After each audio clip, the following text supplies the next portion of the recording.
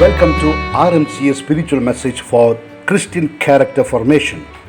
Let us begin this small reflection with a short prayer. O God, I render you thanks for the blessings you showered on me yesterday. Today, may I shed tears for my past sins. Give me the strength to repulse future temptations. Grant me humility to correct my bad inclinations and fill me with the desire to practice holy virtues. In the name of the Father, and of the Son, and of the Holy Spirit. Amen. My dear friend, immediately after my ordination, I was sent to a parish in the Trans-Bias area in the Gurdaspur district called Kanuwan. As I was in the habit of checking each and every person coming for Sunday Mass, I used to practically interact with everyone, starting from small children to the eldest person. All will come to greet me and get a personal blessing from me. Once I noticed that a particular person whose wife was sick was not coming for the Mass for almost 3 weeks. Thereafter, while going to a village by the cycle, I saw him coming from the opposite side. When he saw me from far, he was already feeling shy, as he was sure of my asking him for the reason for his absence in the church. But I never expected the reply that he gave me. To my query for his absence, you know what he said?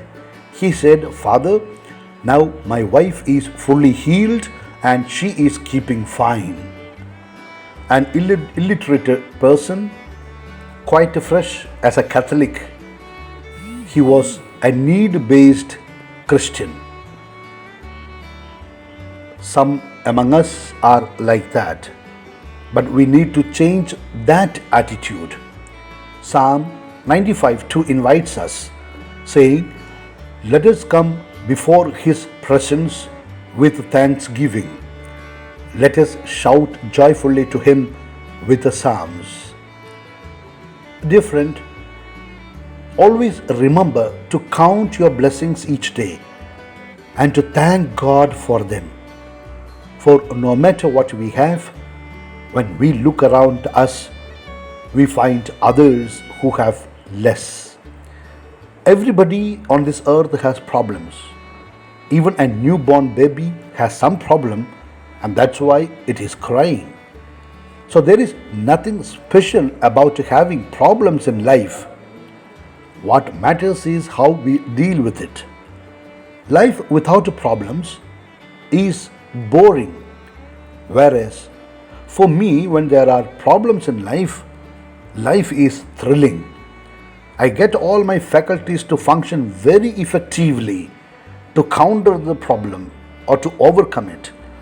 It is through problems I have grown up. No problem can easily put me down because of that. The reason for this is a kind of assurance that I always felt from my formative years in the seminary, that God is with me. This feeling gives me strength to withstand each and every problem in my life. I rarely share my problems with others because they have their own problems, and therefore why to add to their already existing problems. Rather, I bring those problems to the Lord and I remain in silence in His presence, and at a certain moment I get a feeling of God telling me, "I am there." Once I get that assurance, I know what to do in that particular moment. I can share with you that the decision not to take anticipatory bail when an FIR was registered against me was mine alone. All who contacted me urged or pleaded with me to apply for an anticipatory bail to avoid arrest. By that time, the Lord had already told me, "I am there." And therefore, I was firm in my decision not to go for an anticipatory bail. Even my superiors later appreciated my decision to take arrest and go to jail as an innocent person rather than trying for a bail and get it denied and then surrender before the police like a culprit who has some hesitation to join the investigation.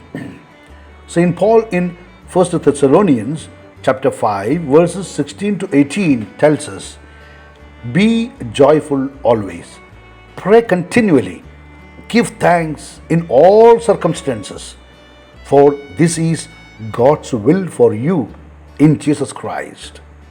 Therefore, my dear friend, no one can break a person who has developed this attitude. I tell you, even the enemies will be put to shame before such confidence and courage. Therefore, dear friend, never feel that God has let you down because a prayer is not answered or something goes wrong in your life.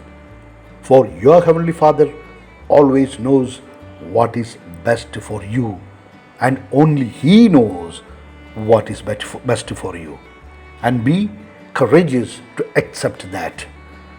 In Deuteronomy 31:6, it says, "He will not leave you nor forsake you." Let me conclude this brief faith sharing with you with a prayer taken from 2 Corinthians chapter 13 verse 14. The grace of our Lord Jesus Christ and the love of God and the fellowship of the Holy Spirit be with you all. Amen. It is good to listen 2 talks every day, one in the morning and another in the evening. If this talk has touched you, please share it with others. To you, a special thanks for listening this talk. God will bless you abundantly. Wish you all good things in life. In the mission of the church, Bishop Franco Mulakil.